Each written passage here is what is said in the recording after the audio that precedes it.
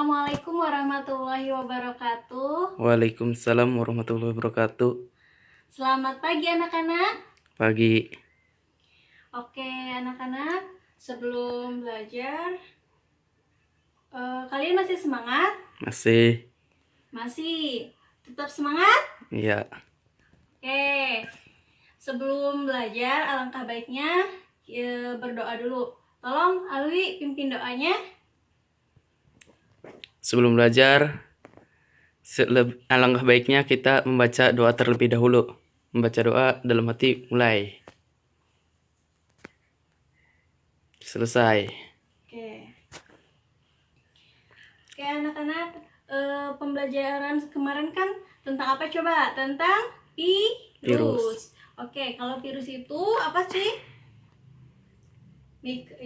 Mikroorganisme yang kecil. Ukurannya itu kecil, jangan hanya bisa dilihat dengan mikroskop. Saat ini kan lagi musimnya virus corona. Pembelajaran hari ini kita akan belajar tentang virus. apa coba? Virus. Bukan, kita akan belajar yang baru. Oke anak-anak? Kita akan belajar tentang Kingdomonera. Tujuan dari pembelajaran kali ini yaitu siswa dapat menentukan Kingdomonera berdasarkan prinsip klasifikasinya dengan tepat.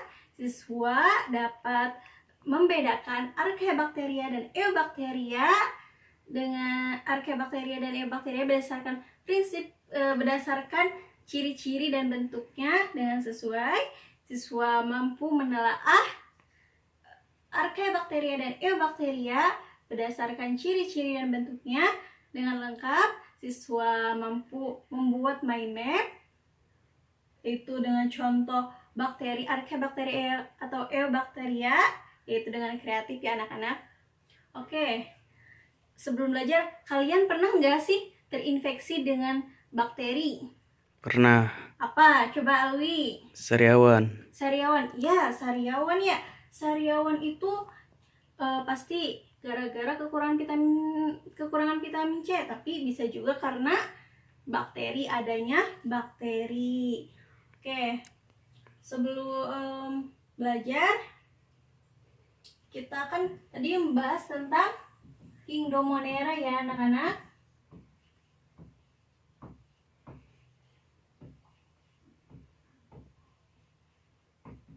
Apa sih itu Kingdomonera? Jadi Kingdomonera itu banyak banget di muka bumi ini Kingdomonera, karena banyak bangetnya itu di muka bumi itu karena ukurannya itu sangat kecil yang hanya bisa dilihat dengan mikroskop. Kalau misalkan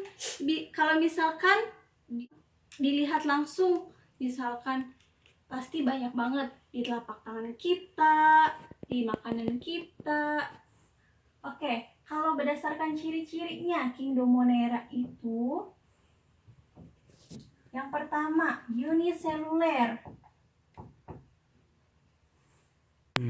Yang pertama yaitu yang pertama Kingdomonera itu ciri-cirinya yang pertama yaitu uniseluler. Apa sih uniseluler? Yaitu sel tunggal. Yang kedua yaitu memiliki dinding sel. Dinding sel ini berupa pelindung tubuh, pembentuk tubuh bagi bakteri. Jadi ini tuh pemberi bentuk pada bakteri. Kemudian ciri-ciri dari Kingdomonera yaitu bersifat prokariotik. Apa sih itu prokariotik? Jadi prokariotik ini anak-anak, jadi prokariotik ini yang tidak memiliki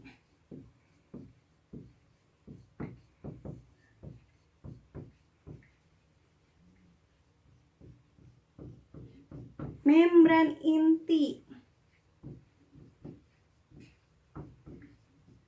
Jadi Kingdomonera ini tidak memiliki membran inti.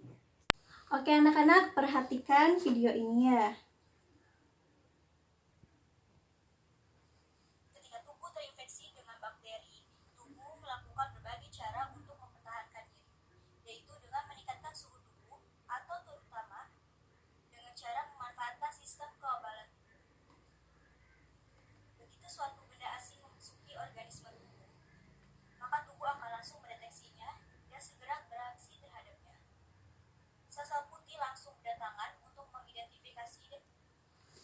Oke. Ada yang ingin ditanyakan? Bu, kalau kekebalan tubuhnya rendah, Lemah ya? remah akan mudah terinfeksi bakteri. Ya, anak-anak. Jadi kalau misalkan kekebalan tubuhnya lemah, maka bakteri akan mudah masuk. Karena sistem kekebalan tubuh manusia itu fungsinya itu untuk melawan mikroorganisme seperti bakteri. Oke, anak-anak. Tadi Ibu sudah jelaskan tentang ciri-cirinya ya. Kalian tadi udah paham? Udah. Oke, Kingdom Monera itu dibedakan, dikelompokkan menjadi 3 macam, yaitu Archaebacteria, Eubacteria, sama Cyanobacteria. Tapi pembelajaran kali ini anak-anak, Ibu akan membahas tentang Archaebacteria dan Eubacteria aja. Jadi Ibu akan membagikan beberapa kelompok ke anak-anak. Oke. Dibagi menjadi 2 kelompok.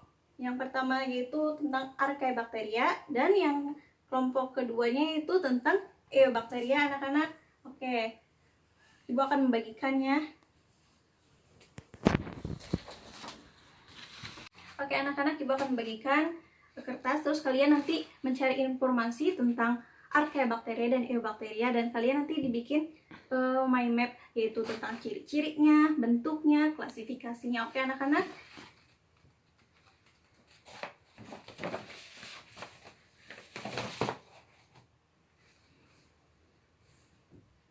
Oke, anak-anak, tadi kalian sudah mencari tentang Archaebacteria dan sudah membuatnya ya, anak-anak. Coba tadi Archaebacteria itu apa? Archaebacteria itu Penyusun. Archaebacteria itu kalian sudah mencari tentang Archaebacteria. Coba Alwi, tadi tuh kamu tadi udah cari tentang Archaebacteria ya. Cirinya tentang apa coba? Kuno. Archaebacteria itu kuno ya. Terus habitatnya?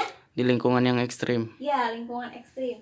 Jadi kalau misalkan Archaebacteria itu berdasarkan karakteristiknya, yang pertama yaitu beda. Kalau misalkan bakteri itu memiliki penyusun dinding itu peptidoglikan.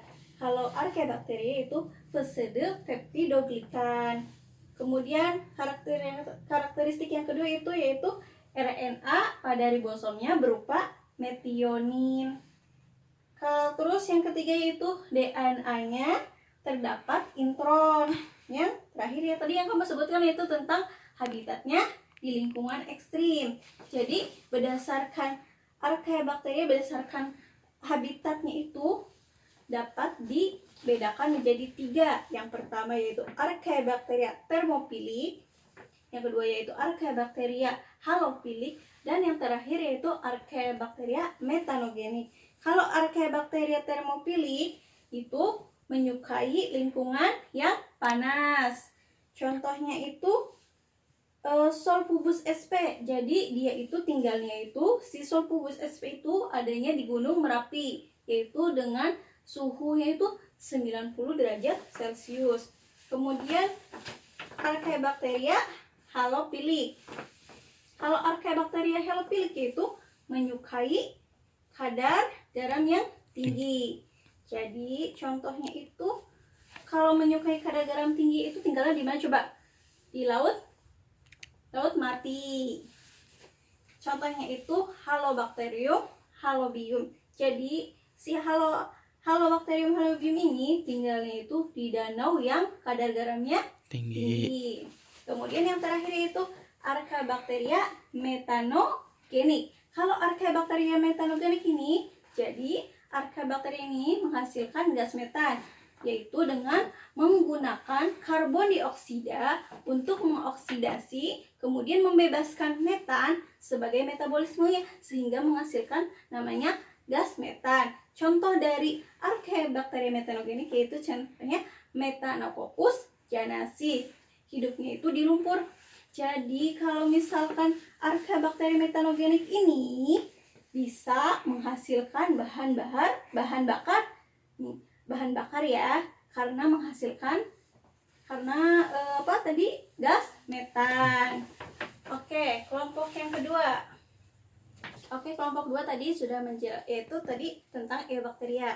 Kalau Eubacteria itu tadi kalian sudah jelaskan ya, kalau Eubacteria itu tentang bakteri yang memiliki peptidoglikan. Karakteristiknya itu Unisel. unisel. Kemudian bakterinya itu Sejati. ya, oke. Tadi udah disebutkan yaitu dinding selnya peptidoglikan.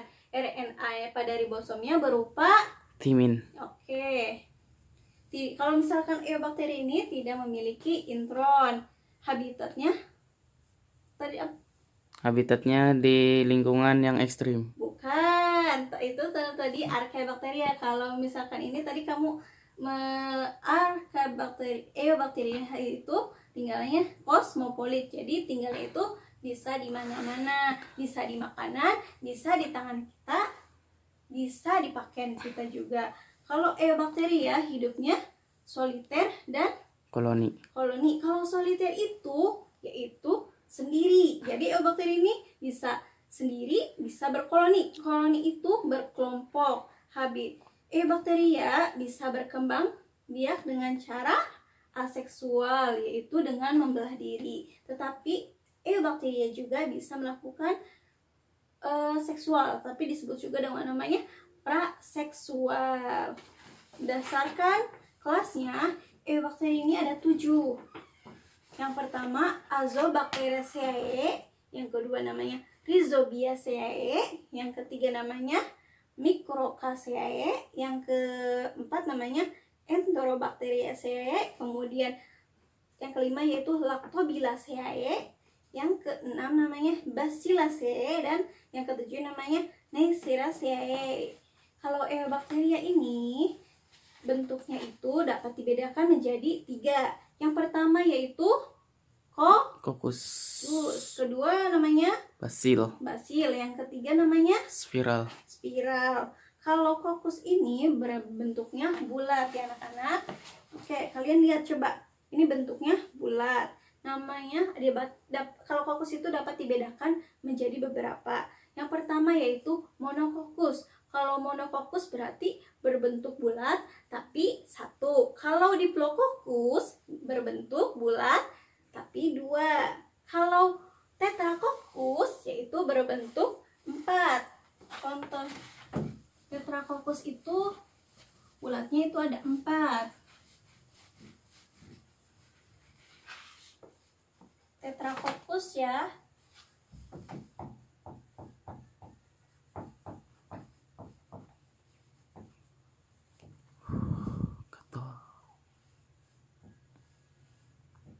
Ya, ini namanya tetracoccus. Kemudian ada yang namanya sarkina. Sarkina ini bentuknya itu ada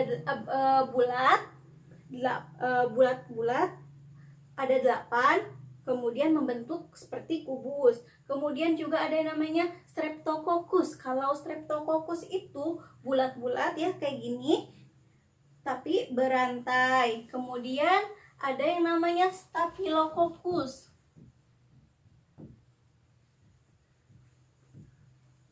Kalau Staphylococcus bentuknya itu kayak anggur ya.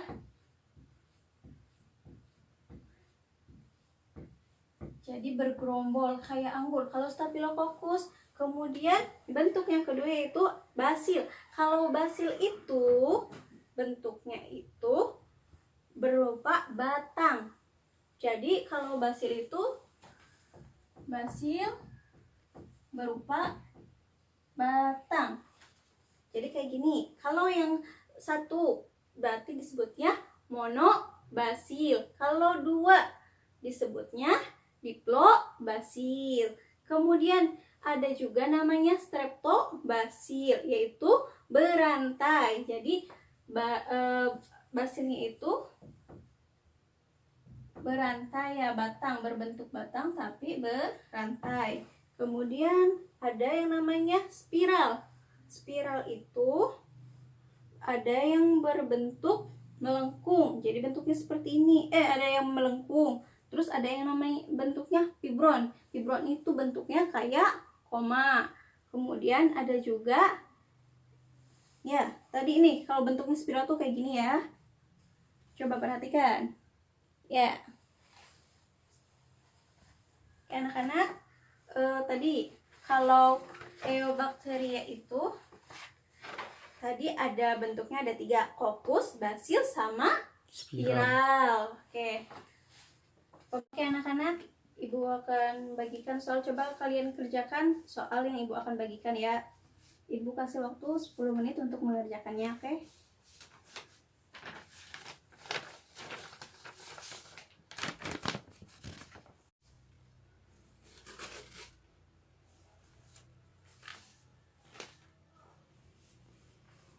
Sudah? Udah. Oke, mana anak-anak? Coba. Oke. Nanti di sini tadi kan udah kalian baca ya, di situ ada poin-poinnya. Ada yang 10 poin, ada yang 15 poin, ada yang 25 poin ya anak-anak.